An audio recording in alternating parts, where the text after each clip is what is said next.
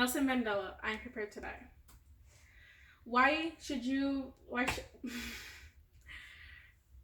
The question to ask yourself is, how can someone know when they're prepared to die? What is the meaning behind the title of the speech, I am prepared to die? Or does it mean something bigger than it actually is?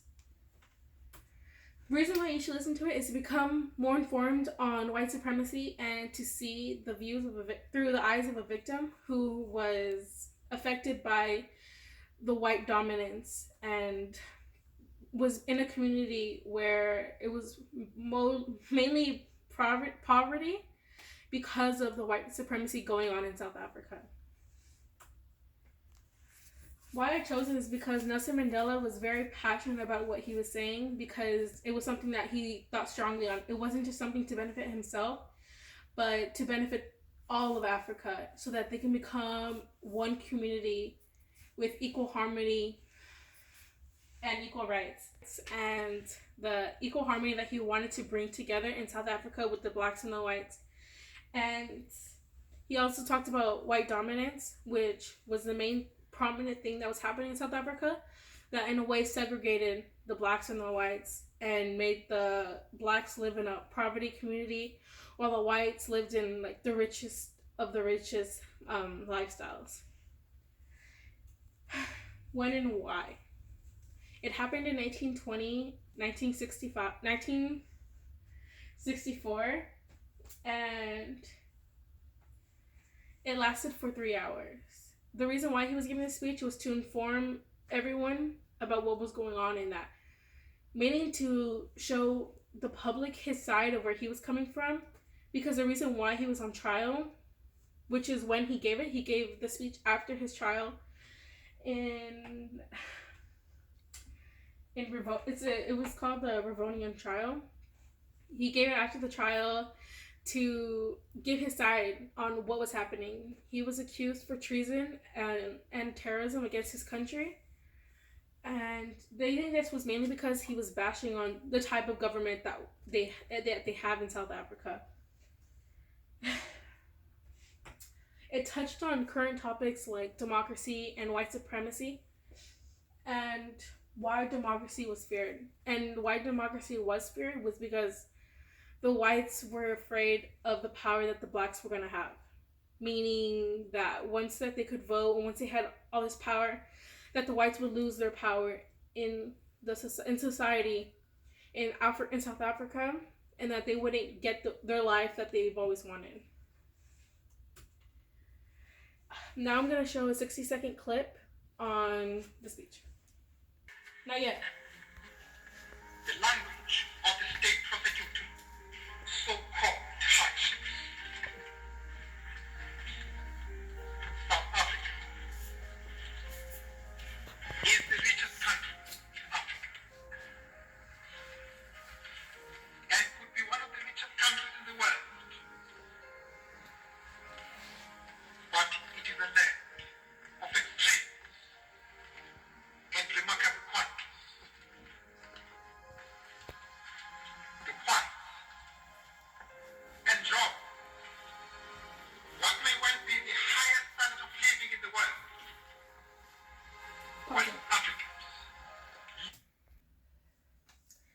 In the I'm Prepared to Die speech, Nelson Mandela focused really on ethos when he was talking about his speech, because he included the personal hardships that South Africans were going through.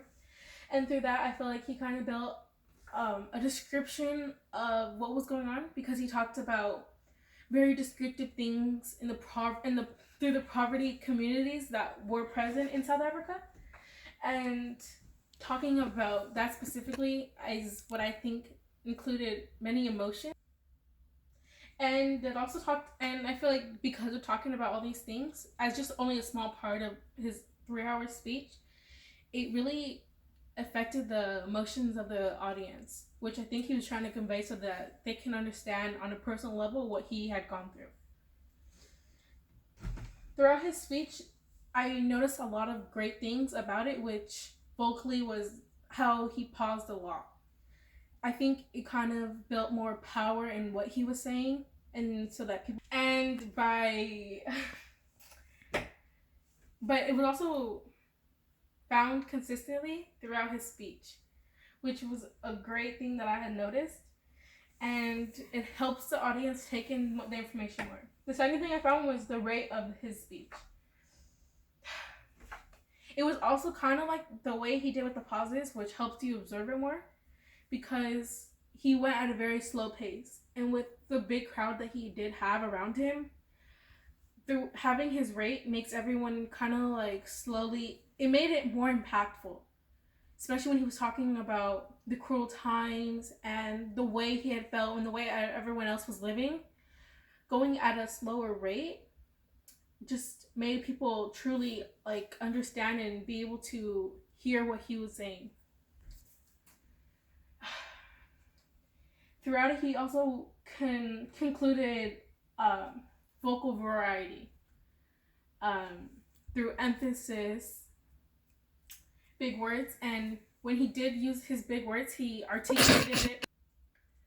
In conclusion, the 3 points that I saw that I feel like I covered was passion, ethos, and the vocals.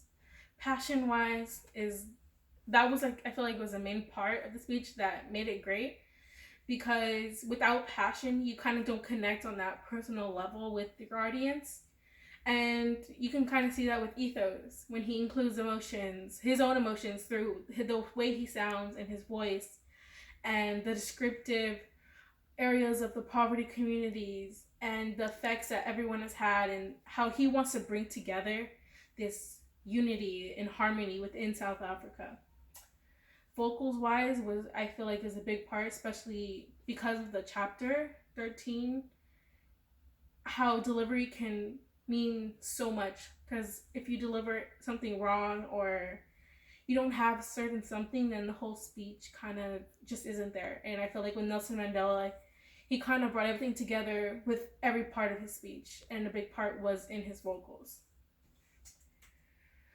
Something you should hold on to is, just because you have power, don't take advantage of it, because there could be a portion of that society that are affected negatively. Thank you.